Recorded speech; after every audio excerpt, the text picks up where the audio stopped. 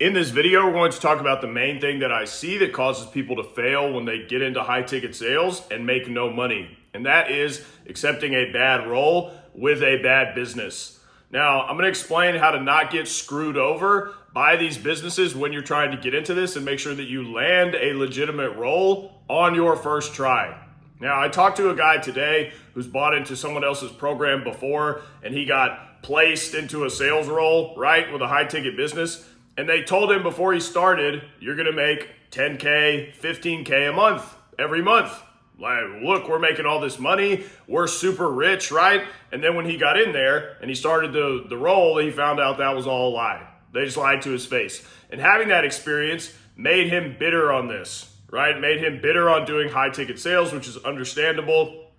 And what happens is people will have a bad experience like this, and then that makes them believe all of this is like this. All these roles are like this. They're all shit. You're not going to make any money, blah, blah, blah.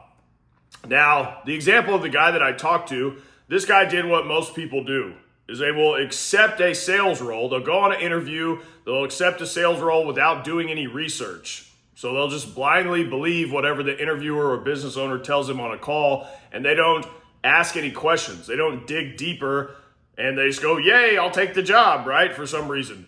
And this doesn't just happen in high ticket. Like in the last video, I talked about real estate, and it's a good example here, is people do this with pretty much any sales job.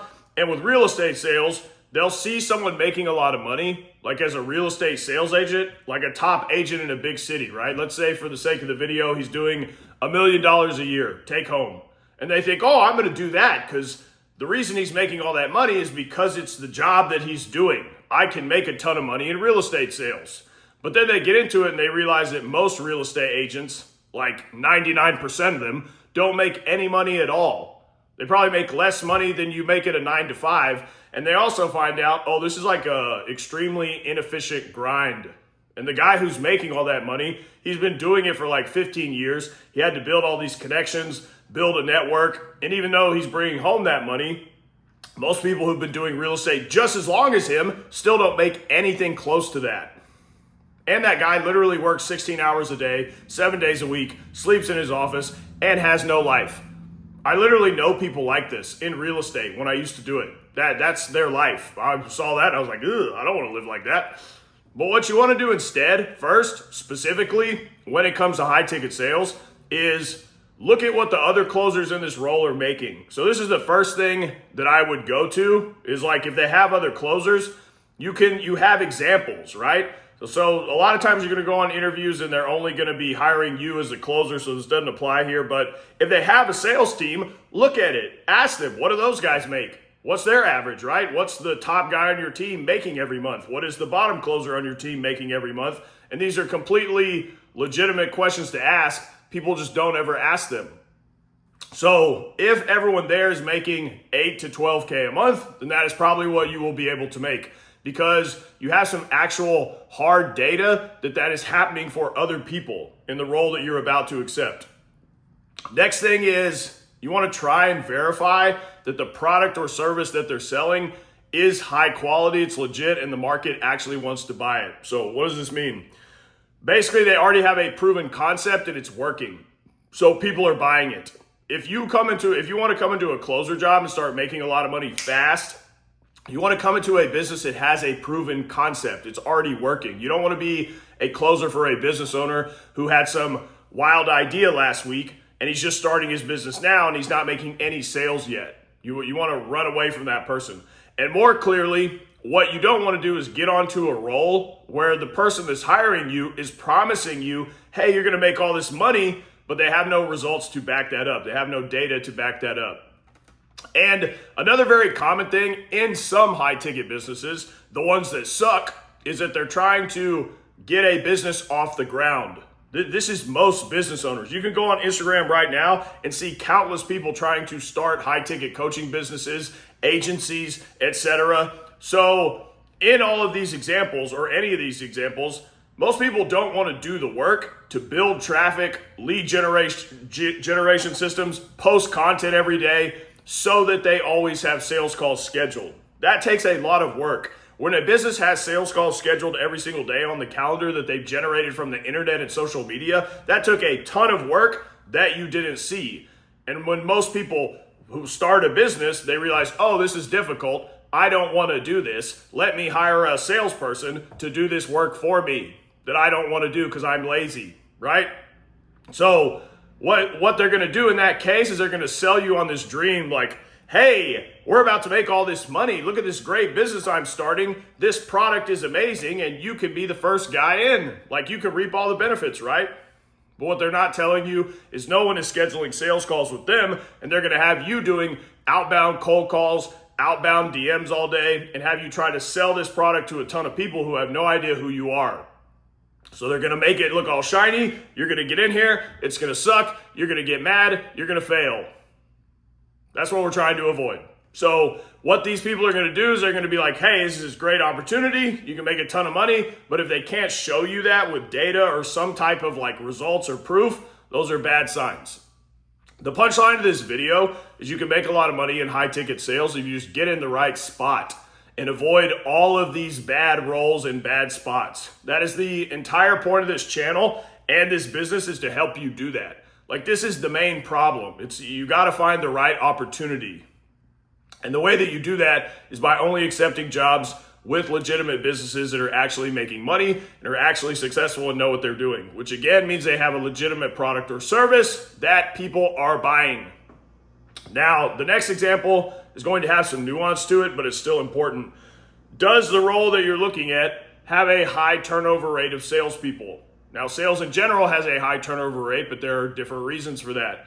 One reason is people don't make a sale for one day and they cry like a baby and they quit, right? When the very next day they might have made 3 sales. But you also want to make sure people aren't turning over all the time because the business sucks or the product sucks. And that can really only be determined role to role. So you just have to ask. You just have to look at the specific role, and if it has a high turnover rate, ask them why. Ask them on the interview. Is it because the people suck, or is it because your product and business sucks? Right? You want to know these things. And the best way to verify those things, the product quality or the quality of their salespeople, is to just ask them. You can find out so much information and completely change the trajectory of your future by asking some questions, moving your mouth. And people never do this. They don't ask any questions. So you could ask them random questions. How much money does your business make every month? What was your revenue for the last 90 days, right? If it's a lot, that's good. If it's like, I don't know, if they fumble, that's bad. Those are red flags. Eject, right?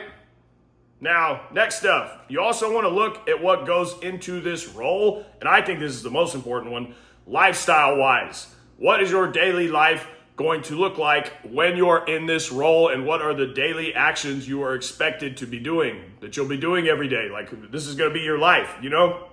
So, like the real estate example, are you working 16 hours a day, 7 days a week? Maybe this isn't a good role. And if you're willing to put that time in anyway, you should just go and start a business anyway and make a lot of money. But if you're set on doing sales in this high ticket space, there are plenty of roles where you can make 10K a month and way more, and definitely not work 100 hours a week plus. So you just want to look at the daily actions of the salespeople. Are they taking calls that are put onto their calendar for them? The business has a scheduled calendar of calls every day, and their only job is to close the sales primarily. Great. Or are they expected to cold call 150 people a day, message 100 people cold a day, and close those leads? Maybe not what you were looking for. And you can verify which situation you're getting into by asking them on the interview, just asking them.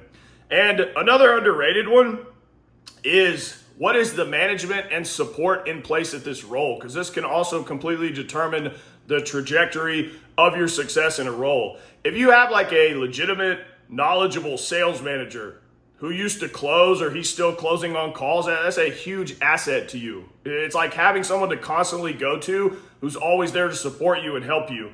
Or are they just throwing you to the wolves, and this place's entire business is a mess when they have no process, no systems in place, the guy you're reporting to or asking questions of is a complete dumbass? Ugh, probably bad. So if you just look at the things I mentioned in this video, you're almost guaranteeing that you don't end up in a bad sales experience and that you end up in a good one like the one that everyone on this screen is promising you. What did I say earlier? The entire point of this channel and this business is to help you land in the right spot, because that is the only thing that matters. 95+% of your success is determined on that. You need to get into the right opportunity and avoid all these bad ones that I've been talking about in this video. So the main thing to summarize in this video is you want to look at all aspects of the role and what are the other salespeople in this role making? What are they doing each day? What are you going to be doing each day? And don't just blindly believe something without looking into the role first or finding out more about it. High ticket sales legitimately changed my life. I can say that as a concrete fact. I don't know where I would be without it. So there are tons of people making tons of money doing this. And you can be one of them too. You just need to find the right role when you start. That's the end of the video. If you want my help getting a closer role or a setter role, go to the links in the description. Until next time.